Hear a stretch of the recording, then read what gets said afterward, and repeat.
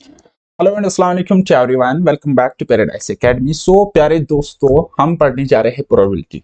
अब प्रोबेबिलिटी कहाँ पे है? आपके मैथ्स में भी है और आपके स्टैटिस्टिक्स में भी है। बात अगर इस चैप्टर की करेंगे तो काफी डिमांड मुझे आ रही थी अपने स्टूडेंट्स की तरफ से कि सर हमें प्रोबेबिलिटी पढ़ाओ। अच्छा, डिमांड इसलिए आ रही थी क्योंकि बाकी स्टूडेंट्स ने ऑलमोस्ट हर एक प्लेटफॉर्म से प्रोबेबिलिटी पढ़ा है। फिर जब उन्होंने जेएसए की प्रीवियस ईयर पेपर उठाए तो पता चला वहां पे तो प्रोबेबिलिटी के लगभग 10 से 12 क्वेश्चंस कुछ इस तरीके से आए थे। उनका ए बी सी डी भी अभी तक उन्होंने नहीं देखा, हालांकि बेसिक क्वेश्चंस आ गए थे, मैंने उनका सॉल्यूशन भी प्रोवाइड किया था। सो गाइस, यही चैप्टर स्टार्ट करते हैं क्योंकि हमारा स्टैटिस्टिक्स में भी रहने वाला है, मैथमेटिक्स में भी रहने वाला है। बेसिक से स्टार्ट करेंगे, एडवांस लेवल तक लेके जाएंगे। सो गाइस, फिर चाहे आपका स्टैटिस्टिकल कंसेप्ट पर क्वेश्चन आगे आए या बेसिक मैथमेटिक्स वाली प्रोबेबिलिटी जैसे आपने अभी तक देखी है वहां से क्वेश्चन आए, तो आपको 100% श्योरिटी के साथ, मतलब आपको मैं कह रहा हूं कि आप कर लोगे वो क्वेश्चंस। तो गाइस, बस मेरी इतनी सी रिक्वेस्ट है, इस चैनल को सब्सक्राइब करना। बाकी मुझसे कंप्लीट पढ़ना चाहते हो तो पेड में पढ़ सकते हो।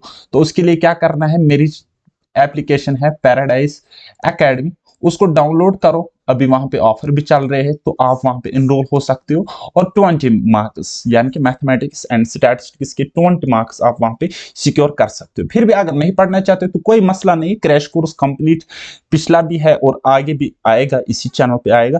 लेकिन आप बस पढ़ना, लेकिन इस चैनल को शेयर जरूर करना। ओके गाइस, बात करेंगे प्रोबेबिलिटी की। देखो, सिर्फ और सिर्फ हमें इतना पढ़ना है। आपने क्या क्या गलती करी थी पिछली बार? आपने सिर्फ इतना पढ़ा था, ये वाला पार्ट आपने पढ़ा था, ये वाला पार्ट आपने स्किप किया था। ठीक है, तो इसलिए आपको अभी लग रहा है कि प्रोबेबिलिटी के सारे क्वेश्चन सॉल्व नहीं हो रहे। मैं भी आपको बेसिक ही पढ़ा होगा, थोड़ा सा एक्स्ट्रा पढ़ा होगा और लॉजिकल वे में पढ़ा होगा। इस तरीके से पढ़ा होगा कि शायद ही आपने वैसे कहीं पढ़ा हो। ओके गाइस, सो क्या करेंगे, इंट्रोडक्शन देखेंगे, बेसिक डेफिनेशन देखेंगे, फाइनाइट सैंपल स्पेस यानी कि सैंपल स्पेस के बारे में पढ़ेंगे, प्रोबेबिलिटी पढ़ेंगे जो कि होता है, सम बेसिक थॉर्म्स पढ़ेगी, कंडीशनल प्रोबेबिलिटी पढ़ेगी, total probability of an event पढ़ेगी and most important Bayes theorem भी हम पढ़ेंगे क्योंकि इस पर मैंने 3 क्वेश्चंस देखे जेएसए में। और आपका अब रहने वाला है फाइनेंस अकाउंट असिस्टेंट का एग्जाम, रहने वाला है आपका सीबीटी। अगर यहाँ पे 10 शिफ्ट्स आ गए ना, सो गाइस कंफर्म यहाँ से क्वेश्चंस आ जाएंगे स्टैटिस्टिक्स में। तो इसलिए आपके लिए ये पढ़ना बहुत ही ज्यादा इंपॉर्टेंट है। So without wasting much time, let's get started. Maths वाले पार्ट से हम स्टार्ट करेंगे और लेके जाएंगे स्टैटिस्टिकल कंसेप्चुअल पार्ट तक। ठीक है, सो बेसिक से स्टार्ट करते हैं। सबसे पहले हम थ्योरी ऑफ प्रोबेबिलिटी समझते हैं, तो इसकी डिफिनेशन हम देखते हैं क्या होती है। तो डिफिनेशन क्या होती है प्रोबेबिलिटी गाइस? क्या होता है? Numerical evaluation of chance factor of an event known as probability. Probability का क्या मतलब होता है? अगर हम न्यूमेरिकल इवैल्यूएशन करते हैं किसी इवेंट के चांस फैक्टर की, यानी कि चांस फैक्टर, किसी कोई इवेंट है उसके क्या चांसेस है, क्या पॉसिबिलिटी है, क्या प्रोबेबिलिटी है, वो हैपन होगा, नहीं हैपन होगा, ओकर होगा या ओकर नहीं होगा, यानी कि उसको वो चीज हम न्यूमेरिकली देखेंगे, यानी कि न्यूमेरिकल इवैल्यूएशन करेंगे किसी इवेंट के चांसेस के बारे में, उसी को हम कहते हैं गाइस प्रोबेबिलिटी, राइट। अगर हम प्रोबेबिलिटी की बात करेंगे तो प्रोबेबिलिटी हमेशा और हमेशा पॉजिटिव होती है और ये लाई करती है बिटवीन 0 एंड 1। 0 एंड 1 के बीच में प्रोबेबिलिटी लाई करती है। ठीक है गाइस, यानी कि मैंने यहाँ पे P लिखा है तो प्रोबेबिलिटी का वैल्यू 0 के इक्वल या 0 से ज्यादा होगा, लेकिन 1 के इक्वल या 1 से कम होगा। बात आई समझ? यानी कि 0 और 1 के बीच में लाई करेगा। इतना क्लियर है ना? ओके जी। अब जीरो प्रोबेबिलिटी कब होती है? जीरो प्रोबेबिलिटी कब होती है, यानी कि प्रोबेबिलिटी जीरो तब होगी, प्रोबेबिलिटी किसी इवेंट की जीरो तब होगी जब उसके चांसेस निल हो, निल बटा सन्नाटा, मींस कोई इम्पॉसिबल इवेंट हो जिसकी पॉसिबिलिटी ही नहीं हो ओकर होने की, तो उसकी प्रोबेबिलिटी जीरो होती है। और अगर कोई इवेंट श्योर शॉर्ट इवेंट हो, ठीक है, कोई इवेंट श्योर हो यानी कि उसकी प्रोबेबिलिटी मैक्सिमम है, तो उसका मतलब होता है उसकी प्रोबेबिलिटी इक्वल टू 1 होगी। मेरी बात समझ आ रही है? तो प्रोबेबिलिटी अगर हम किसी भी इवेंट की निकालेंगे तो मिनिमम 0 हो सकती है एंड मैक्सिमम 1 हो सकती है। ठीक है गाइस, अच्छा, इसी में लाई करेगा 0 to 1 के बीच में, ये लाई करेगा प्रोबेबिलिटी का वैल्यू। 1 के इक्वल भी हो सकता है, 0 के इक्वल भी हो सकता है, और 1 0 से 1 तक हो सकता है वैल्यू। अच्छा, प्रोबेबिलिटी को हम किस तरीके से दिखाते हैं? प्रोबेबिलिटी को हम फ्रैक्शंस में भी दिखाते हैं, प्रोबेबिलिटी को हम फ्रैक्शंस में भी दिखाते हैं, जैसे कि 3/4। प्रोबेबिलिटी को हम डेसिमल्स में भी दिखा सकते हैं। 3/4 को अगर आप डिवाइड करोगे तो क्या आएगा? 0.75, 0.75। अच्छा, इस प्रोबेबिलिटी को हम परसेंटेज में भी दिखा सकते हैं। 3/4 इंटू 100 तो कितना होता है? 75%। तो इतना कंफ्यूजन क्लियर हुआ ना, क्योंकि लास्ट टाइम क्वेश्चन आ गया था। ठीक है, प्रोबेबिलिटी को हम किस किस तरीके से दिखा सकते हैं? फ्रैक्शन में दिखा सकते हैं, डेसिमल में एक्सप्रेस कर सकते हैं, एज वेल एज परसेंटेज में भी हम दिखा सकते हैं। बताओ, कोई शक यहां तक? ओके जी, कोई मसला नहीं। सबसे पहले देखेंगे रैंडम एक्सपेरिमेंट। रैंडम एक्सपेरिमेंट क्या मतलब? जब हम कोई एक्सपेरिमेंट रैंडमली करेंगे। देखो, एक हो गया साइंटिफिक एक्सपेरिमेंट, दूसरा हो गया रैंडम एक्सपेरिमेंट। साइंटिफिक एक्सपेरिमेंट को हम साइड में रख के कौन सा एक्सपेरिमेंट करेंगे? हम रैंडम एक्सपेरिमेंट करेंगे। तो इसका मतलब क्या होता है? ये एक अटेम्प्ट होता है टू प्रोड्यूस ए रिजल्ट, कोई रिजल्ट प्रोड्यूस करने के लिए जस्ट ये एक क्या अटेम्प्ट होता है। स्टैटिस्टिक्स में जब हम रैंडम एक्सपेरिमेंट करते हैं तो सारे पॉसिबल आउटकम्स क्या होते हैं? प्रेडिक्टेबल होते हैं। प्रेडिक्टेबल यानी कि नून होते हैं, आपको पता होता है कि टोटल आउटकम्स कितने हैं। ओके, अच्छा, outcome of any trial not known, ये तो कॉमन सेंस है। आप अगर कोई टॉस करोगे कोई कॉइन, इतना आपको पता है या तो हेड आएगा या तो टेल आ जाएगा। लेकिन अगर मैं आपको बताऊंगा आप टॉस करोगे तो बताओ क्या आएगा, हेड आएगा कि टेल आएगा, वो अननोन होता है, वो पता नहीं होता है। यानी कि आउटकम जो होता है ना, आउटकम किसी भी ट्रायल का, ट्रायल मतलब ट्राई जब हम करेंगे, टॉसिंग ए कॉइन ये एक ट्रायल है, ठीक है, रोलिंग अ डाइस वो एक ट्रायल है। मेरी बात समझ आ रही है? तो जब आप कोई कॉइन सपोज टॉस करोगे तो उसका आउटकम क्या हो सकता है? हेड भी आएगा, टेल भी आएगी, यानी कि हम कह सकते हैं अननोन होता है वो पहले ही हमें पता नहीं होता है। लेकिन इतना तो पता कंफर्म हमें पता है कि या तो हेड आएगा या तो टेल आ जाएगा। दैट मीन्स सारे पॉसिबल आउटकम्स प्रेडिक्टेबल है, लेकिन आउटकम अनप्रेडिक्टेबल होता है, नॉट नोन होता है, अननोन होता है। बताओ, कोई शक यहां तक? क्लियर है ना? ओके जी। अच्छा, it can be repeated any number of times. अच्छा, ये क्या होता है? रैंडम एक्सपेरिमेंट में अगर हम कोई ट्रायल करते हैं, कोई एक्सपेरिमेंट करते हैं, ठीक है, तो ये रिपीट हो सकता है। जो आपका आउटकम है ना, वो रिपीट हो सकता है एनी नंबर ऑफ टाइम्स। जैसे कि मैं आपको एक बात समझाने की कोशिश करूंगा। आप अगर कोई कॉइन टॉस करोगे, tossing a coin, tossing a coin, जब आप कोई कॉइन टॉस करोगे तो आपने अगर 3 बार कॉइन को टॉस किया, हो सकता है हेड पहली बार आ गया, फिर भी हेड आ गया, लास्ट टाइम भी हेड आ गया, ठीक है, यानी कि तीनों की तीनों बार हेड आ गया।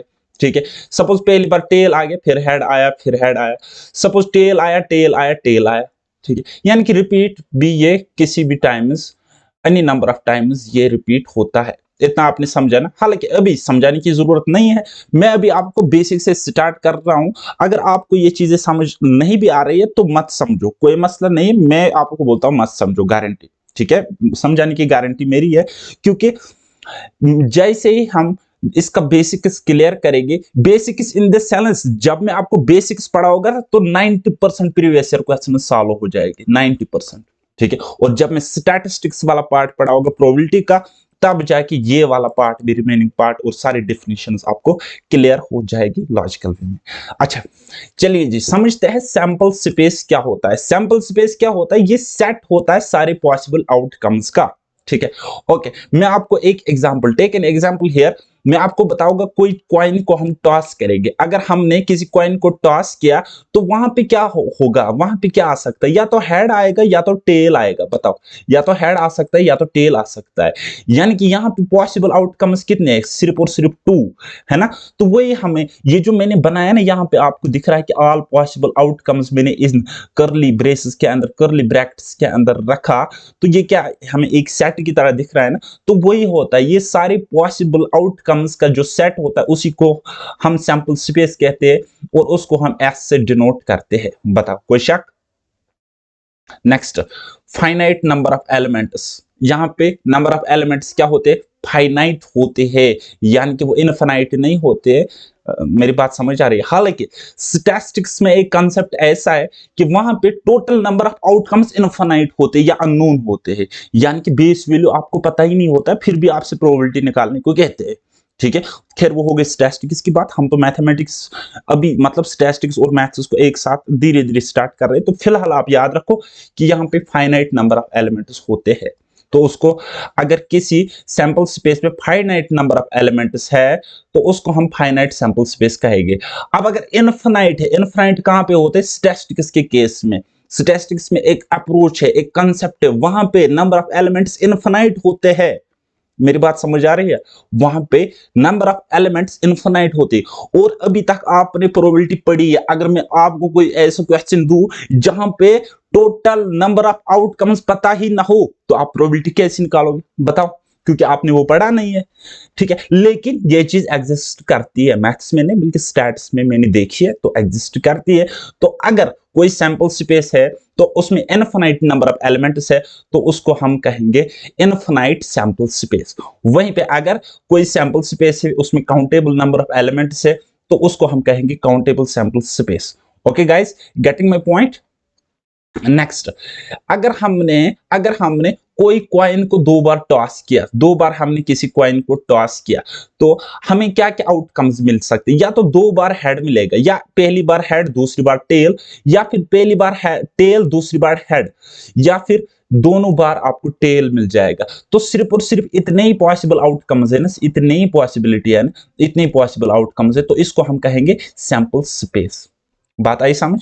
नेक्स्ट नेक्स्ट नेक्स्ट होता है हमारे पास सैंपल पॉइंट। सैंपल पॉइंट का मतलब क्या होता है कि कोई आउटकम अगर किसी रैंडम एक्सपेरिमेंट का जो आउटकम होगा, ठीक है, वो क्या होता है, वो एक एलिमेंट होता है सैंपल स्पेस का, तो उसी को कहते हैं सैंपल पॉइंट। जैसे कि फॉर एग्जांपल हमें कोई कॉइन, दो कॉइन्स हमने टॉस करनी है, तो अगर हम देखेंगे उनका सैंपल स्पेस क्या बनेगा, या तो हेड हेड आएगा, या तो हेड टेल आएगा, या फिर टेल हेड आएगा, या फिर टेल टेल आ सकता है, बताओ।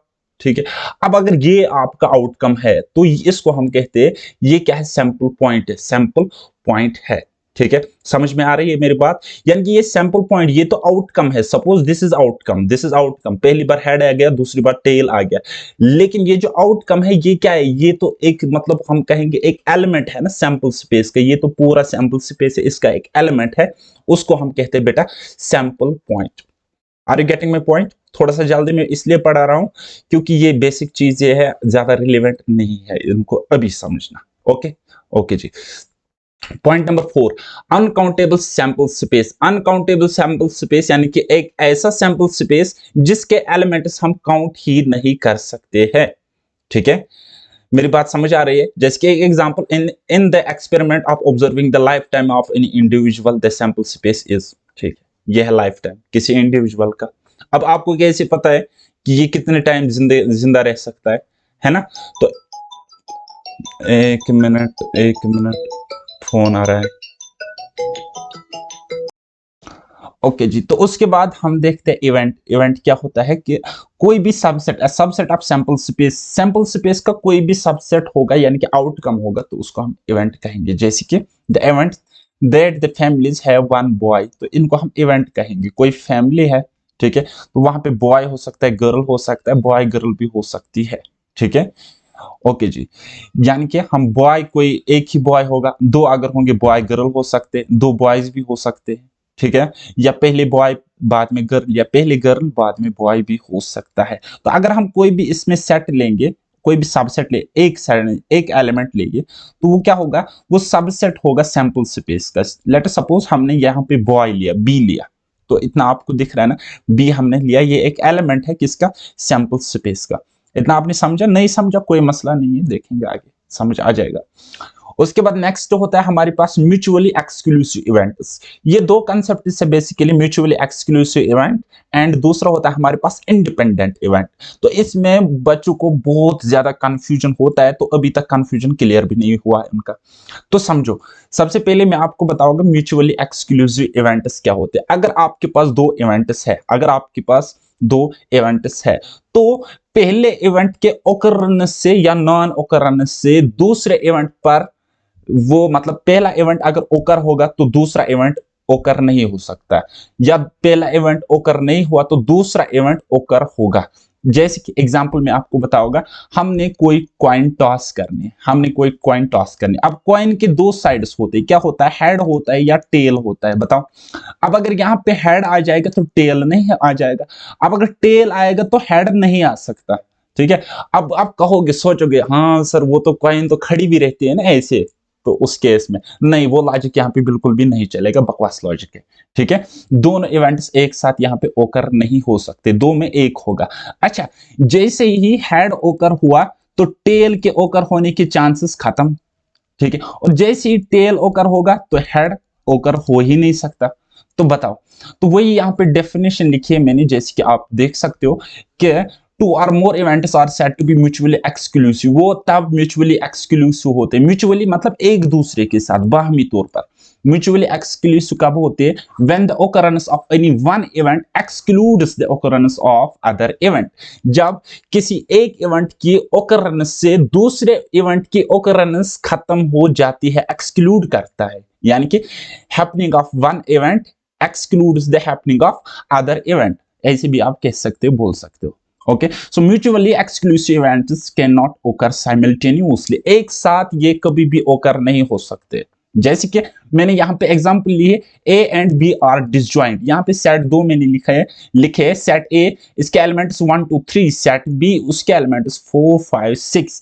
अब यहाँ पे ये डिसजॉइंट है, डिसजॉइंट मींस इनमें कॉमन कुछ भी नहीं है। अगर कॉमन कुछ भी नहीं है तो क्या आप ये नहीं बता सकते हो कि दोनों सेट्स का इंटरसेक्शन इज 5?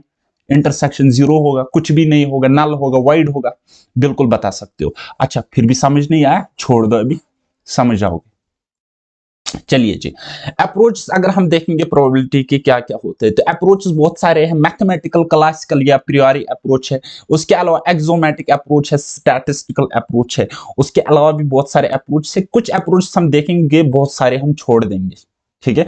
तो सबसे पहला इंपॉर्टेंट अप्रोच हमारे पास होता है मैथमेटिकल, क्लासिकल या प्रियोरी अप्रोच टू प्रोबेबिलिटी, जिसको हम कहते हैं। ये one of the basic approach है, इसी अप्रोच से आपने अभी तक प्रोबेबिलिटी पढ़ी है।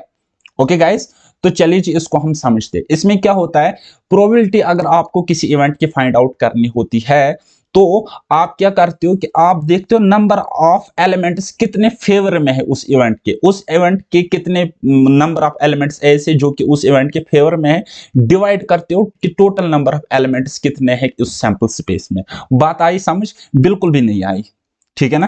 तो कोई मसला नहीं, डिफिनेशन रटा मार के याद रखो, अभी हम क्वेश्चन करेंगे तो समझ आ जाएगा। चलो जी, क्वेश्चन पर मूव करते हैं। तो क्वेश्चन अगर हम देखेंगे प्रोबेबिलिटी पे कहां कहां से बनते हैं, तो डाइस पर बनते हैं, कॉइन्स पर बनते हैं, कार्ड्स पर बनते हैं, उसके अलावा बाल्स या मार्बल्स पे क्वेश्चन बनते हैं, ठीक है। तो सबसे पहले मैं बेसिक क्वेश्चन यहां पे लेने की कोशिश करूंगा आपको समझाने के लिए guys. Okay, so question number 1, a dice is thrown, find the probability। एक डाइस को थ्रो किया जाता है और आप हमें प्रोबेबिलिटी बताइए। तो सबसे पहले हम देखेंगे सैंपल स्पेस। अगर हम सैंपल स्पेस यहाँ पे देखेंगे तो बताओ, डाइस डाइस कुछ इस तरीके से होती ना, डाइस कुछ इस तरीके से होती है। तो उसके सिक्स साइड्स होते हैं, क्या होते हैं बेटा, उसके सिक्स साइड्स होते हैं। अगर हम डाइस देखेंगे तो उसके सिक्स साइड्स होते हैं, 1 2 3 4 5 6। ओके, सो ये आपका सैंपल स्पेस बना, ठीक है। यानी कि अगर आप डाइस को नीचे छोड़ोगे, या तो वहां पे 1 आ जाएगी, या तो वहां पे 2 आ जाएगी, या 3 आ जाएगी, या 4 आ जाएगी, या 5 आ जाएगी, या 6 आ जाएगा। बताओ, कुछ ना कुछ तो आ जाएगा, है ना। तो ये हो गए ऑल पॉसिबल आउटकम्स, राइट। अब अगर मैं प्रोबेबिलिटी यहां पे निकालूं, मैं आपको पूछता हूं कि एवन नंबर, आपने कोई डाइस थ्रो करी, तो आप मुझे बताइए कि एवन नंबर ओकर होने की प्रोबेबिलिटी क्या है, ठीक है। तो यहां पे आपको प्रोबेबिलिटी बेसिकली किसकी निकालनी है, probability of even number, probability of even number की प्रोबेबिलिटी आपको फाइंड आउट करनी है। सो इस एवन नंबर के फेवर में हम देखेंगे favourable events, favourable outcomes divide by total number of outcomes, total number of outcomes. Okay, getting my point. अगर हम फेवरेबल देखेंगे कितने हैं यहाँ पे एवन, तो 1 2 3, तो कितने फेवरेबल, तीन, तो टोटल कितने, टोटल मीन्स 1 2 3 4 5 6, तो टोटल है 6। So probability will be 3/6, that is 1/2। ठीक है, अच्छा इस प्रोबेबिलिटी को आप 50% भी लिख सकते हो बेटा, एंड 0.5 भी लिख सकते हो, कोई मसला नहीं है। ठीक है, ओके जी, इतना आपने समझा। ओके, एक और क्वेश्चन भी बना सकता हूं यहाँ पे, तो समझेंगे। क्वेश्चन क्या है, प्राइम नंबर। प्राइम नंबर, अगर मैं कोई डाई रोल करता हूं, डाई को थ्रो करता हूं, तो आप मुझे बताइए कि प्राइम नंबर होने की प्रोबेबिलिटी क्या है। अगर हम प्राइम नंबर देखेंगे तो वो क्या है, 2 है, 3 है, 5 है। ठीक है गाइस, अब प्राइम नंबर क्या होता है मैं वो नहीं बताऊंगा। ठीक है, चलो बता ही देता हूं। प्राइम नंबर उस नंबर को कहते हैं जिसके सिर्फ और सिर्फ दो फैक्टर्स होते हैं, जैसे कि 2 है ना, 2 के सिर्फ दो फैक्टर्स है, यानी कि 2 से डिवाइड होगा 1 से होगा। 3 है प्राइम नंबर, एक तो 3 से होगा 1 से होगा। 5 है प्राइम नंबर, एक तो 1 से होगा 5 से डिवाइड होगा। यानी कि एक तो ये अपने आप से डिवाइड होता है और दूसरा ये 1 से डिवाइड होता है, बस। यानी कि इसके सिर्फ और सिर्फ दो ही फैक्टर्स होते हैं, 8 सलफ एंड 1। ओके, चलिए जी, अगर हम यहाँ पे प्राइम नंबर देखेंगे तो वो क्या क्या है, वो यहाँ पे 2 है, 3 है, 5 है, यानी कि 3, टोटल कितने, 6। So probability will be 1/2। Okay, इतना आपने समझा ना। ओके, अब आप कुछ बोलेंगे कि 1 सर प्राइम नंबर नहीं है क्या, नहीं ये प्राइम नंबर नहीं है, क्योंकि प्राइम नंबर के दो फैक्टर्स होते हैं, और ये 1 ना प्राइम नंबर है ना ही कंपोजिट नंबर है। आई बात समझ। ओके, मल्टीपल ऑफ 3, प्रोबेबिलिटी आप मुझे फाइंड आउट करो ऐसे इवेंट्स की, ऐसे आउटकम्स की जो 3 के मल्टीपल होंगे। 3 के मल्टीपल मतलब ऐसे नंबर्स जो 3 से पूरा पूरा कट जाएगी, डिवाइड हो जाएगी, तो कितने फेवर में, 2, यानी कि 2 अपॉन टोटल कितने, टोटल नंबर ऑफ आउटकम्स वो है 6। सो 2/6 विल बी 1/3। तो बताओ, कोई शक कोई डाउट यहां तक? हम्म, ओके जी, चलिए जी, अब हम यहाँ पे एक और कंसेप्ट सीखने की कोशिश करेंगे गाइस। अगर हम कोई कॉइन एक बार टॉस करते हैं तो उसका सैंपल स्पेस होगा 2 की पावर 1। अगर हम किसी कॉइन को दो बार टॉस करते हैं, दो बार कोई कॉइन टॉस करेंगे या दो कॉइन टॉस करेंगे, देखो 2 कॉइन्स को टॉस करना या एक ही कॉइन को दो बार टॉस करना एक ही बात है, तो उसका सैंपल स्पेस होगा 2 की पावर 2, यानी कि 4 उसके सैंपल स्पेस होंगे। जैसे कि बेटा यहाँ पे एक और गहराई से समझने की कोशिश करो, अगर हमने कोई कॉइन एक बार टॉस करी तो या तो हेड आएगा या तो टेल आएगा, कुछ और तो आने की प्रोबेबिलिटी पॉसिबिलिटी नहीं है ना यहाँ पे, या तो हेड आएगा या तो टेल आएगा, दो में से एक बात होगी, है ना। तो अगर अब हम दो कॉइन्स को टॉस करेंगे, ठीक है, दो कॉइन्स को हमने टॉस किया, तो हो सकता है पहली कॉइन में भी हेड आया, दूसरी कॉइन में भी हेड आ गया, पहली कॉइन में हेड आया, दूसरी में टेल, पहली में टेल, दूसरी में हेड, या दोनों में टेल आ गया। ठीक है, तो आप एक कॉइन को दो बार टॉस करना या दो कॉइन्स को एक ही बार टॉस करना, ये तो एक ही बात है गाइस, ये तो एक ही बात। अब लॉजिकली भी थोड़ा सा दिमाग को जोर लगा, ये एक ही बात है। ठीक है, अच्छा, टॉसिंग 3 कॉइन्स, जब को किसी कॉइन को आप टॉस करोगे 3 बार, देखो कॉइन के कितने साइड्स होते हैं, देखो बेटा आपको क्या करना होता है, साइड्स, साइड्स की पावर, अब यहाँ पे 3 बार हो रहा है ना, तो पावर 3। अब साइड्स कितने कॉइन के, 2, सो 2 की पावर 3 विल बी कितना, 8। तो यहाँ पे कितने बनेंगे, कितने सबसेट्स बनेंगे, कितने एलिमेंट्स बनेंगे, 1 2 3 4 5 6 7 8, तो 8 एलिमेंट्स होंगे इस सैंपल स्पेस में। इतना क्लियर। अच्छा, इसी तरीके से अगर आप कोई डाई लाओगे, डाई मतलब डाइस, डाई मतलब यार डाई समझ आ रहा है ना, ऐसी ज्योमेट्रिकल फिगर वो होते हैं ना जिसको हम खेलते हैं, 6 साइड्स होते हैं उसके। ठीक है, आगे में उसकी आपको फिगर भी बताओगे, ये देखो, ये देखो पिक्चर। ठीक है, इसको डाइस कहते हैं, राइट। तो अगर हम डाइस की बात करेंगे तो क्या इसके साइड्स कितने होते हैं, 6, एक बार रोल किया तो उसका सैंपल स्पेस कुछ इस तरीके से होगा, या तो 1 आएगा, या तो 2 आएगा, 3 आएगा, 4 आएगा, 5 आएगा, या 6 आ जाएगा। बताओ, इतना समझा। अब अगर हम किसी डाइस को दो बार, रोलिंग 2 डाइस, दो डाइस इसको रोल करेंगे, या एक ही डाइस को दो बार क्या करेंगे, मतलब ये थ्रो करेंगे या रोल करेंगे, राइट। तो उसके साइड्स कितने होते हैं, डाइस के साइड 6 होते हैं, तो दो बार हमने किया ना, तो 6 की पावर 2, तो सैंपल स्पेस में एलिमेंट्स कितने होंगे, 36 होंगे। तो वो आप इस तरीके से समझ सकते हो। सपोज पहली डाइस का साइड आ गया 1, ये 1 अब फिक्स रह गया, 1 आ गया। ठीक है ना। तो दूसरी का क्या आ सकता है, दूसरी डाइस अभी आपने रोल अगर नहीं करी तो दूसरी डाइस में क्या, दूसरी डाई में क्या आएगा 1 भी आ सकता है, 2 भी, 3 भी, 4 भी, 5 भी, 6 भी आ सकता है।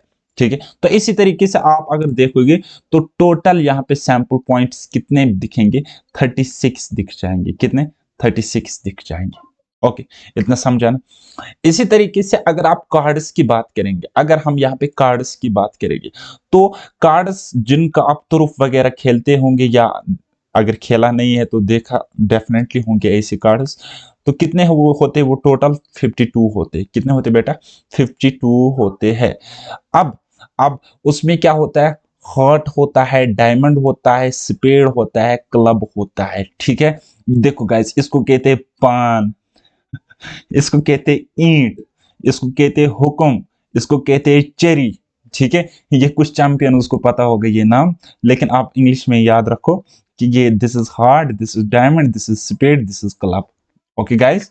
अच्छा, हार्ट और डायमंड की अगर हम बात करेंगे इनका रेड कलर होता है, वहीं पे अगर हम स्पेड और क्लब की बात करेंगे इनका कलर ब्लैक होता है। बताओ, यहां तक समझ आ गया ना। अभी तक मैं आपको सिर्फ थ्योरी पढ़ा रहा हूँ, समझ नहीं भी आया कोई मसला नहीं है, क्योंकि मेरा एक फंडा है, मैं जब प्रैक्टिकल क्वेश्चंस कराऊंगा ना तो थ्योरी खुद ब खुद क्लियर हो जाता, फिर थ्योरी को पढ़ने की जरूरत भी नहीं पड़ती है। ओके गाइस, सो एक क्वेश्चन मैंने यहाँ पे लिया है कि दो डाइसेस को क्या किया जाता है, रोल किया जाता है, थ्रोन किया जाता है, एक ही बार किया जाता है, तो फाइंड द प्रोबेबिलिटी, हमें प्रोबेबिलिटी बतानी है। तो सबसे पहले अगर हम सैंपल स्पेस बनाएंगे, जो कि हेक्टिक काम है, आगे मैं आपको कभी भी सैंपल स्पेस बनाने की बात ही नहीं करोगे क्योंकि इसमें टाइम लगेगा। मैं आपको ऐसा अप्रोच बताऊंगा जहां पे सैंपल स्पेस नहीं भी बनाओगे तब भी क्वेश्चन सॉल्व हो जाएगा और 10 सेकंड के अंदर हो जाएगा, गारंटी। ओके जी, चलिए जी। अगर हम सैंपल स्पेस बनाएंगे तो साइड्स कितने होते हैं, डाइस में 6, तो सैंपल स्पेस यानी कि 2 बार इसने हमने इसको थ्रो किया तो 6 की पावर 2, यानी कि सैंपल पॉइंट्स कितने बनेंगे, एलिमेंट्स कितने होंगे सैंपल स्पेस में, वो होंगे 36। ठीक है गाइस, तो इस तरीके से आप लिख सकते हो, यहाँ पे आप 3 2 लिख सकते हो, यहाँ पे 3 3, यहाँ पे 3 4, यहाँ पे 3 5, फिर आप यहाँ पे 4 2 4 3 4 4 4 5, राइट। फिर यहाँ पे 5 2 5 3 5 4 5 5। Okay, getting my point now, 6 2 6 3 6 4 and 6 5। तो इस तरीके से ये सैंपल स्पेस अब कंप्लीट सैंपल स्पेस बन चुका है। चलिए जी, क्वेश्चन करते हैं। Both dice have same number, दोनों डाइस को सेम नंबर होगा तो कौन कौन सा, देखो कहां कहां से हमें देखना है। यहाँ पे दोनों डाइस का सेम नंबर 1 1, फिर यहाँ पे देखो 2 2, फिर यहाँ पे देखो 3 3, फिर यहाँ पे देखो 4 4, फिर यहाँ पे देखो 5 5, फिर यहाँ पे देखो 6 6, यानी कि ये वाले एलिमेंट्स हमें लेने। ठीक है, बस इतने ही फेवर में आएगी, इतने ही फेवर में आएगी। तो फेवरेबल हमें प्रोबेबिलिटी निकालनी है कुछ ऐसे इवेंट्स की, कुछ फेवरेबल ऑफ एन इवेंट जहां पे क्या होंगे, दोनों डाइसेस का सेम नंबर होगा। तो के फेवर में कितने फेवरेबल आउटकम्स कितने होंगे, 1 2 3 4 5 6, तो 6 होंगे। अब टोटल कितने, 36 है। देन आंसर क्या होगा, काटो इस तरीके से तो आंसर होगा 1/6। बताओ, कोई मुश्किल सवाल था, नहीं था ना। चलिए जी, both dice have different number, दोनों डाइसेस को डिफरेंट नंबर है। तो हम क्या कर सकते हैं, हमारे पास दो तरीके हैं, दो तरीके। एक तो हम इस तरीके से गिनेंगे, तो गिनना अपने आप में बेवकूफी है। क्यों, क्योंकि हमें पता है कि सिर्फ ऐसे छह एलिमेंट्स ऐसे हैं जहां पे सेम नंबर है, तो 36 में से 6 ऐसे जहां पे सेम नंबर है। दैट मीन्स 30 ऐसे होंगे जहां पे सेम नहीं होगा, तो बस यही आंसर होगा 5/6।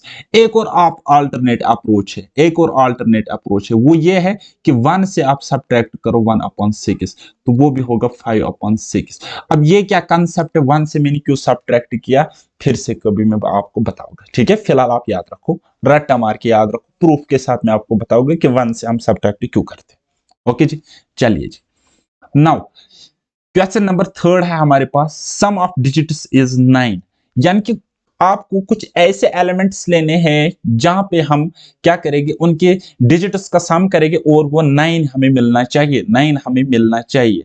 तो 9 कहां कहां पे मिलेगा, देखो बेटा, देखो बेटा, 9 हमें मिलेगा। साइड्स का सम अगर हम करेंगे तो हमारे पास क्या कौन से एलिमेंट्स हमें मिलेंगे? 9 हमें मिल सकता है, देखो 3 6 से मिल सकता है और 6 3 से मिल सकता है। अब 3 6 और 6 3 एक ही बात नहीं है, क्यों? क्योंकि यहाँ पे पहली डाइस का साइड 3, दूसरी डाइस का साइड 6, यहाँ पे पहली का 6 दूसरी का 3, तो इसलिए ये अलग अलग एलिमेंट्स है। बात समझ आ रही है? ओके जी, चलिए जी, हो गए दो।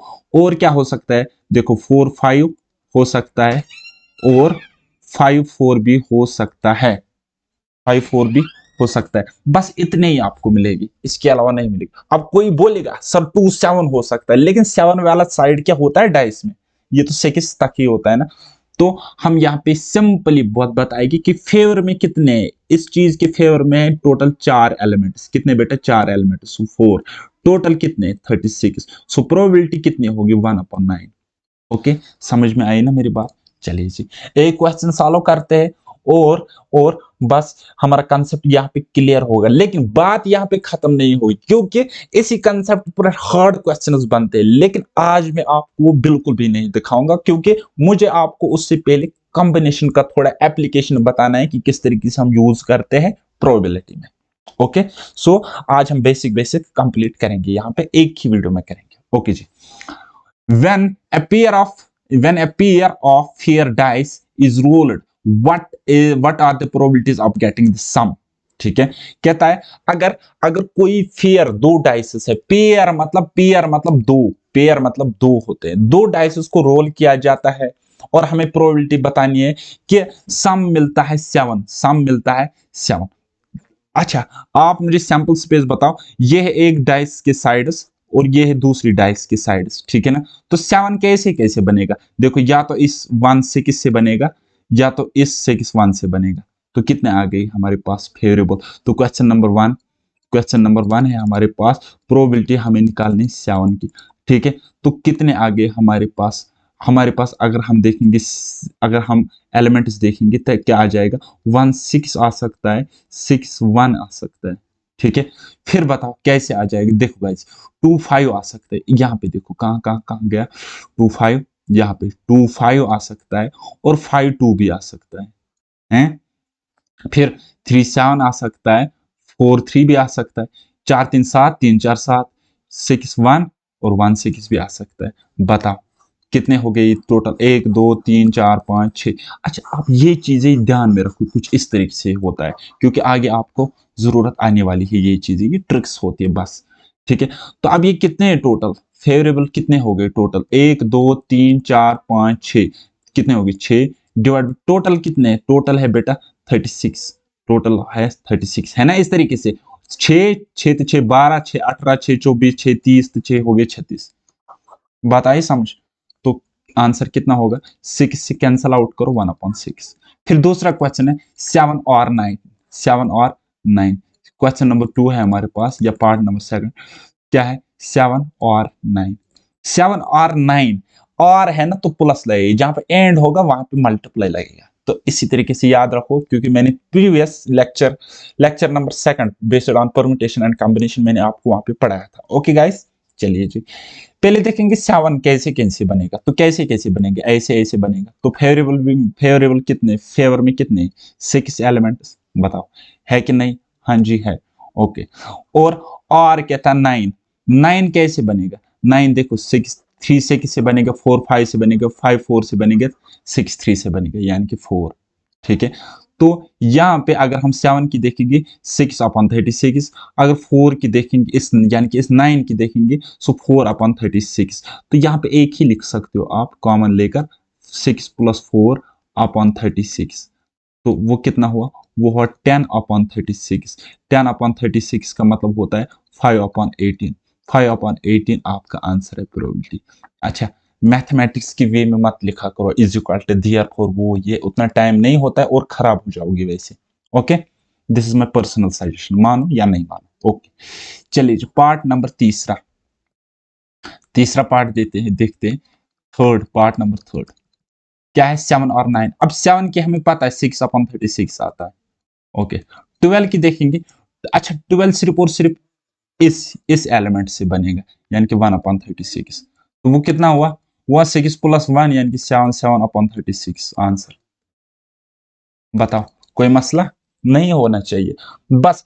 अच्छा, ये बात यहाँ पे खत्म नहीं होती है, डाइस की बात यहाँ पे खत्म नहीं होती है, लेकिन जेके एसएसबी के क्वेश्चन यहाँ पे जरूर खत्म होते हैं। ओके, चलिए जी, अब हम बात करते हैं हम कॉइन्स की। तो मैंने आपको बताया कि सैंपल स्पेस बनाने का सिंपल सा तरीका क्या है कि आपको देखना होता है साइड्स कितने हैं, और कितनी बार होता है उतनी बार आपको पावर करनी होती है। ठीक है, तो आपका सैंपल स्पेस यानी कि उसके नंबर ऑफ एलिमेंट्स आपको पता चल जाता है। जैसे कि एक कॉइन को हमने 2 बार टॉस किया, तो कॉइन के साइड्स कितने, 2। एक बार टॉस किया तो सैंपल स्पेस क्या होगा, या तो हेड आएगा या तो टेल आएगा। ठीक है, 2 कॉइन्स को टॉस किया यानी कि कॉइन्स के साइड्स 2, और 2 बार जब टॉस किया तो उसका सैंपल स्पेस क्या बनेगा, तो सैंपल स्पेस 2 की पावर 2 यानी कि उसमें होंगे 4 एलिमेंट्स। 4 एलिमेंट्स होंगे मतलब क्या होगा, या तो हेड हेड होगा, या तो हेड टेल होगा, या तो टेल हेड होगा, या तो टेल टेल होगा। ठीक है गाइस, तो इसी तरीके से अगर 3 कॉइन्स को टॉस करेंगे तो कितने एलिमेंट्स होंगे सैंपल स्पेस में, 8। 4 कॉइन्स टॉस करेंगे तो कितने एलिमेंट्स होंगे सैंपल स्पेस में, बोलोगे सर 16। अब आप बोलोगे सर इतना तो इतने तक को हम सैंपल स्पेस बनाएंगे, लेकिन अगर कुछ ऐसा आ गया तो कैसे बनाएंगे, या 10 कॉइन्स को टॉस किया जाता है सो उसका सैंपल स्पेस को तो 2 की पावर 10 हो जाएगा, तो हम फिर सैंपल स्पेस कैसे बनाएंगे, क्वेश्चन कैसे सॉल्व करेंगे, तो उसका भी शॉर्टकट है, लेकिन फिलहाल बेसिक समझो हैं। जैसे जैसे पढ़ा होगा वैसे वैसे करो, बस कुछ भी एक्स्ट्रा करने की जरूरत नहीं है।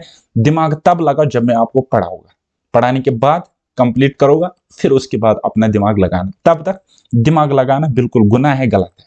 ओके, चलिए जी, 2 कॉइन्स को टॉस किया जाता है एक साथ, तो प्रोबेबिलिटी आप हमें बताइए। 2 कॉइन्स को अगर हम टॉस करेंगे तो सैंपल स्पेस में कितने एलिमेंट्स होंगे, दैट इज 2 की पावर 2 यानी कि 4।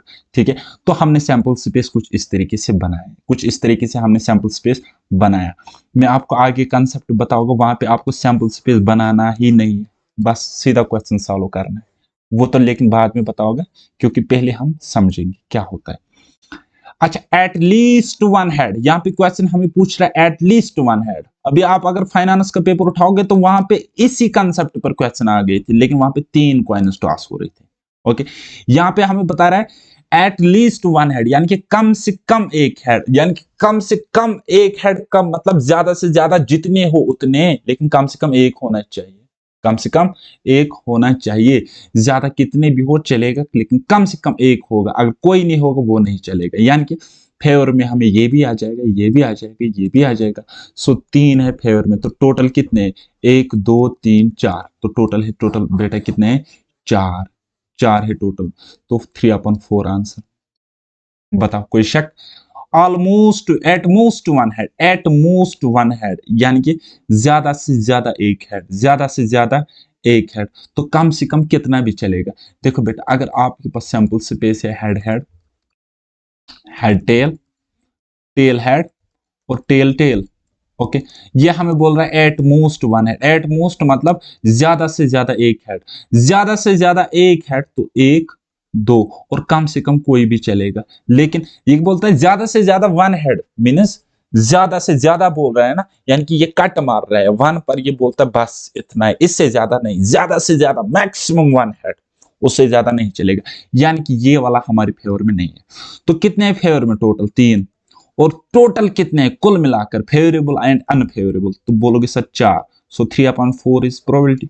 बताओ, इसी तरीके से एग्जैक्टली 1 हेड, तो आपको पता है कि हमारा सैंपल स्पेस बना है, क्या बना, head head, head tail, tail head, और टेल टेल। ठीक है, और हमें यह बता रहा है कि एग्जैक्टली क्या होना चाहिए, 1 हेड, तो एग्जैक्टली 1 हेड कितने कितने आउटकम्स में है, 2, टोटल कितने, 4। सो प्रोबेबिलिटी कितनी होगी, 1/2। इसी तरीके से no head, no head means all tails होंगे। नो हेड यानी कि कोई हेड नहीं, कोई हेड नहीं, प्रोबेबिलिटी ऐसे इवेंट की जहां पे कोई भी हेड नहीं होगा, यानी कि अगर कोई हेड नहीं होगा दैट मीन्स दोनों की दोनों टेल्स होंगे। सो कितना आ जाएगा फेवरेबल, बोलोगे सर 1 अपॉन टोटल कितने, 4, तो बस ये आंसर है। कोई शक।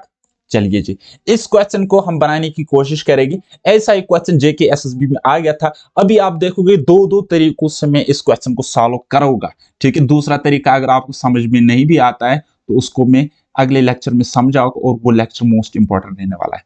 ठीक है, 3 कॉइन्स को टॉस किया जाता है, 3 कॉइन्स को टॉस किया जाता है, तो सैंपल स्पेस हम फटाफट बना लेंगे और उसमें कितने होंगे, 8 एलिमेंट्स होंगे। अगर मैं बताऊंगा कैसे बनाऊंगा तो मैं इस तरीके से बताऊंगा, हेड हेड हेड हो सकता है, हेड हेड टेल हो सकता है, हेड टेल हेड हो सकता है। ठीक है, हेड टेल हेड हो सकता है। उसके बाद क्या मैं बोलूंगा, मैं बोलूंगा टेल हेड हेड हो सकता है। अच्छा, उसके बाद थोड़ा उल्टी गिनती हम स्टार्ट करेंगे। देखो यहाँ पे हेड हेड टेल है ना, तो मैं क्या लिख सकता हूँ, टेल टेल हेड हो सकता है। उसके बाद टेल हेड टेल हो सकता है। उसके बाद क्या लिखूंगा मैं, हेड टेल टेल हो सकता है, हेड टेल टेल हो सकता है। और उसके बाद टेल टेल टेल। तो कितने आ गए हमारे पास, देखो 1 2 3 4 5 6 7 8। ठीक है, आ गए ना 8। क्योंकि 3 कॉइन्स को टॉस किया जाता है तो सैंपल स्पेस में कितने एलिमेंट्स होंगे, 3 एलिमेंट्स होंगे।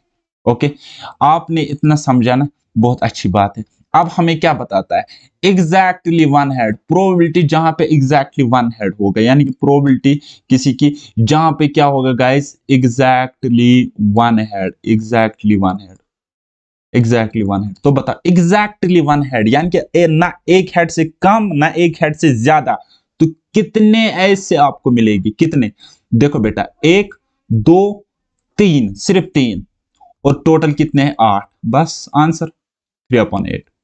ओके, उसके बाद at least one head, at कम से कम एक हेड, ज्यादा से ज्यादा कितने भी चलेगी। तो कम से कम एक हेड अगर हम देखेंगे, यहाँ ये वाला ये वाला ये वाला ये वाला ये वाला ये वाला आता है, लेकिन ज्यादा से ज्यादा भी चलेंगे, कम से कम एक होना चाहिए, ज्यादा होगे तो कोई मसला नहीं है। यानी कि दूसरे पार्ट का आंसर हमारे पास होगा क्या, 7/8। बताओ। अब अगर हम तीसरा देखेंगे, ये बोलता है एट मोस्ट वन हेड, यानी कि ज्यादा से ज्यादा एक हेड, ज्यादा से ज्यादा एक हेड, ज्यादा से ज्यादा एक हेड, यानी कम से कम अगर कोई भी नहीं होगा वो चलेगा, लेकिन ज्यादा से ज्यादा एक होना चाहिए, एक से ज्यादा नहीं होना चाहिए। यानी कि उसके फेवर में कितने आ जाएंगे, 1 2 3 4, तो कितने आ गए, 4, टोटल कितने, 8, तो प्रोबेबिलिटी कितनी, 1/2।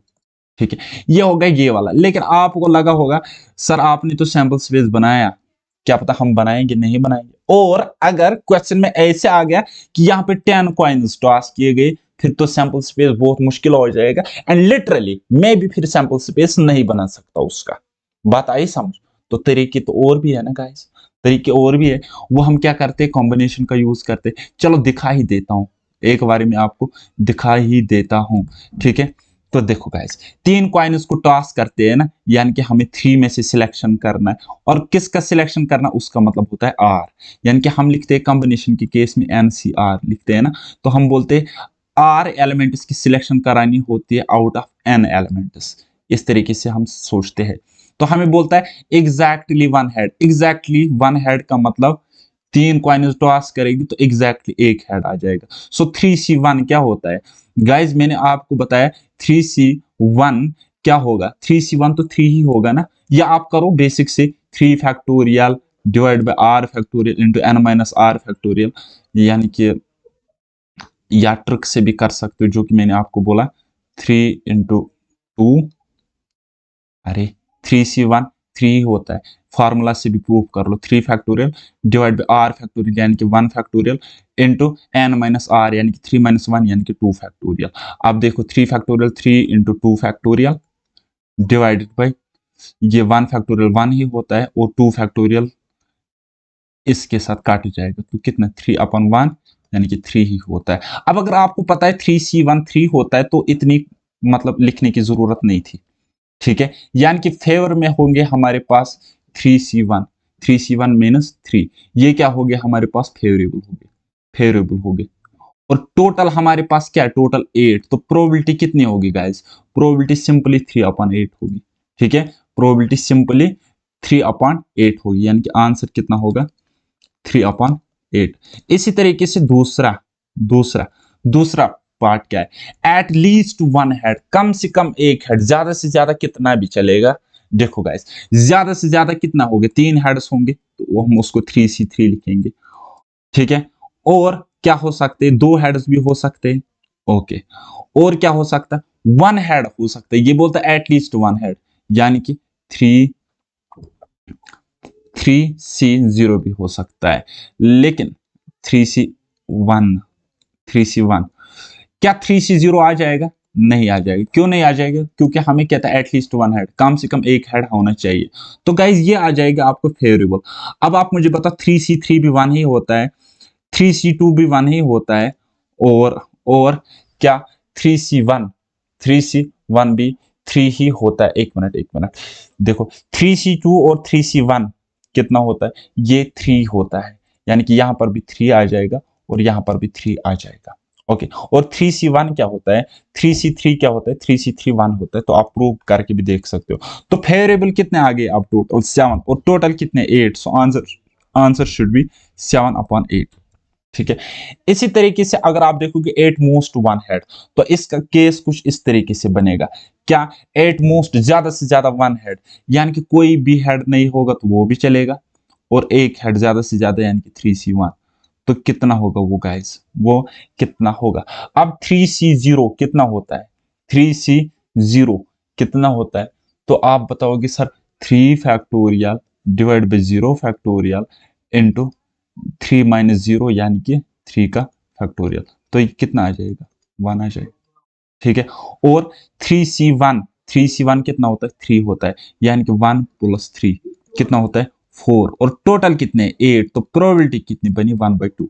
लेकिन अगर ये समझ में नहीं आया तो कोई मसला नहीं है, ये शॉर्टकट है। अभी आपने देखा कि मैंने सैंपल स्पेस बनाया ही नहीं, लेकिन इस शॉर्टकट से कर सकते हो। अब आप बोलोगे सर आपको तो टाइम लगा इसमें। टाइम इसलिए लगा क्योंकि समझाना पड़ा, और टाइम इसलिए लगा क्योंकि ये 3 क्वेश्चंस है। लेकिन फिलहाल मत रखो याद यार, चलो मैं मिटा देता हूँ। अब कंफ्यूजन क्रिएट होगा, वो मेरे लिए अच्छी बात नहीं है, वो अच्छे संकेत नहीं है भारतीय टीम के लिए।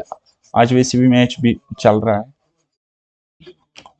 तो अभी थोड़ा सा टाइम है। ओके जी, चलिए अब हम कार्ड्स की बात करेंगे।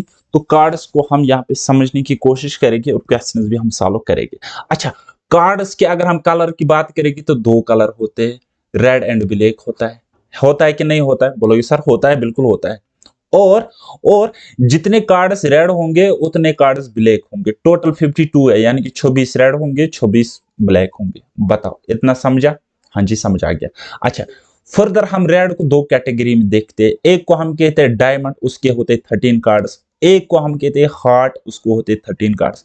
इसी तरीके से ब्लैक में क्या होता है? एक होता है स्पेड, उसके होते 13 एयर, और एक होता है क्लब, उसके होते 13। टोटल अगर हम देखेंगे, देखो डायमंड के 13, हार्ट के 13, स्पेड के 13, क्लब के 13, तो टोटल हो गए 52। 13 × 4 इज इक्वल टू 52। इतना आपने समझा ना? अच्छा चलो हिंदी में भी याद रखो। इसको कहते ईंट, क्या कहते? ईंट। इसको कहते पान, क्या कहते? पान। इसको कहते हुक्म, क्या कहते? हुक्म, हुक्म का इक्का ना। इसको कहते हैं चेरी, चेरी कहते हैं कि cherry, I don't know. Okay, चलिए जी, आपने इतना रखा ना याद? ठीक है, ओके, समझ गए ना आप? अच्छा, अब 13 कार्ड्स, अब हमने कोई भी कलर, एक कलर पिक किया, कोई भी। चलो जी, हम हुक्म उठाते हैं। हुक्म is my favourite colour by the way. चलिए जी, हुक्म हमने उठाया, काला दिल।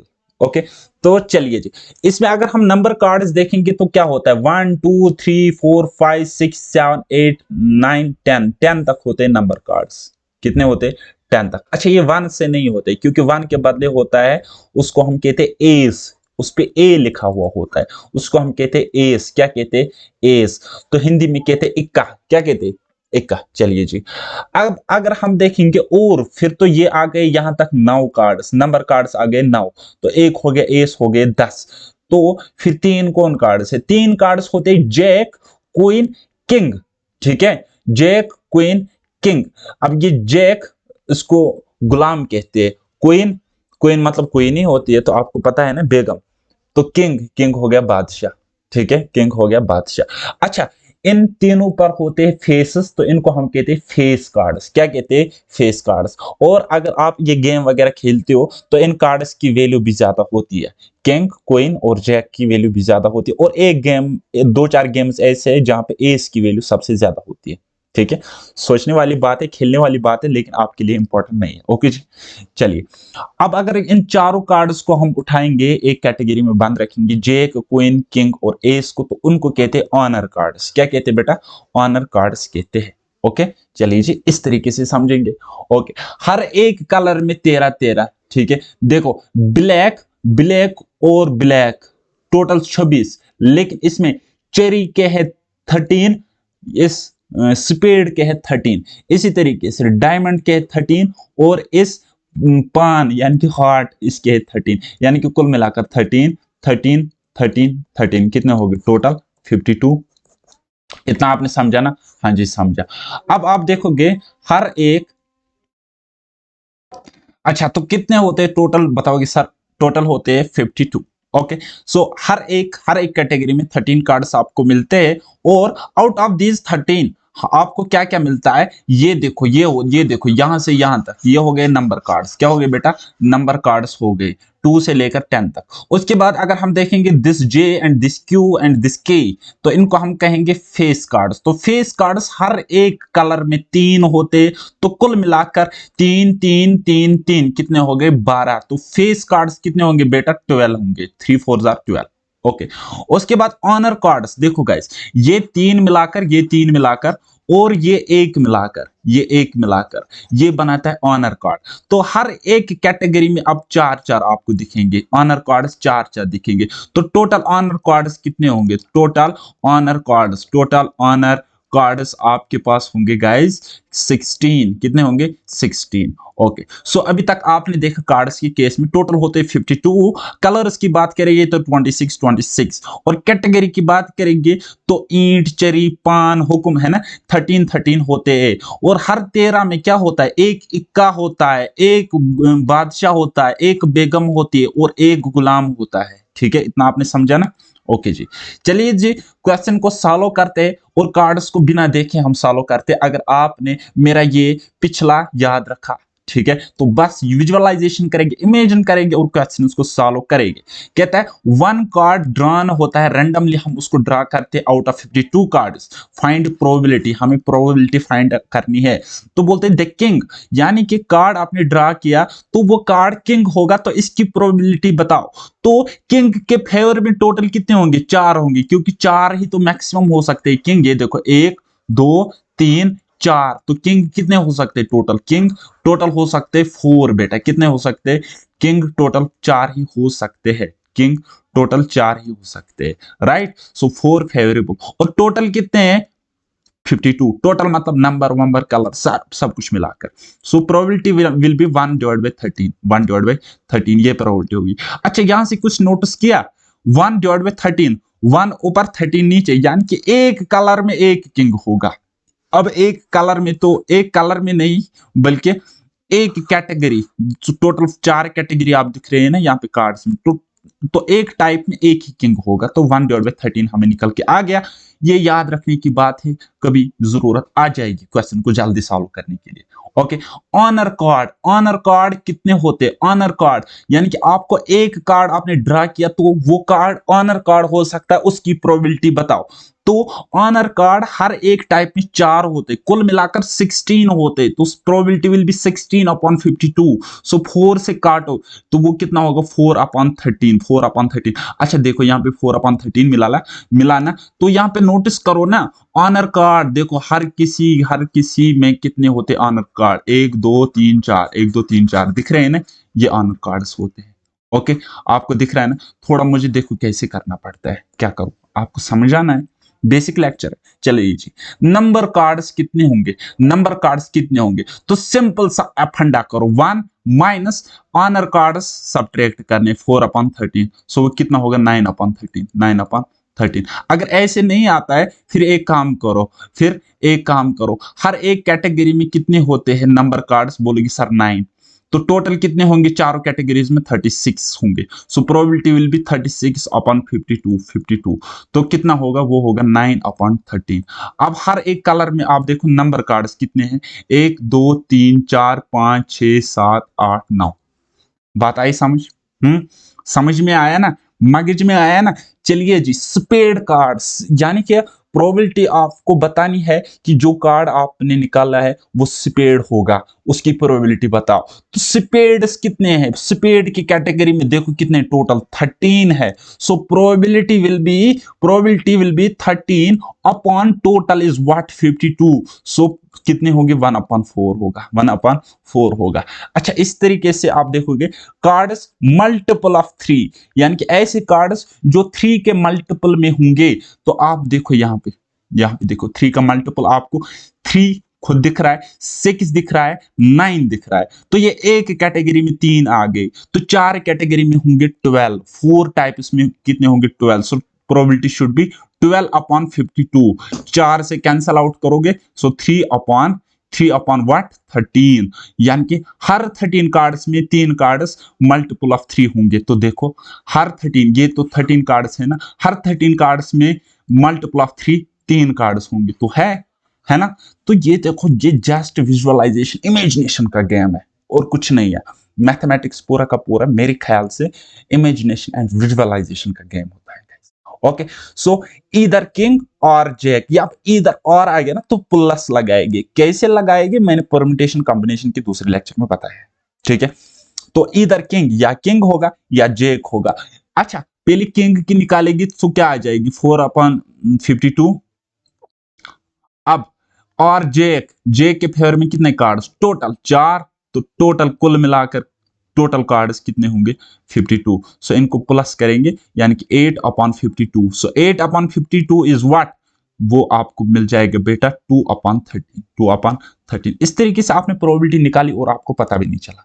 चलिए जी, नेक्स्ट क्वेश्चन, थोड़ा और क्वेश्चन उसको डिफिकल्ट बनाने के लिए मैंने कुछ इस तरीके से लाए क्वेश्चन। क्या इधर डायमंड और किंग, या डायमंड होना चाहिए या किंग होना चाहिए।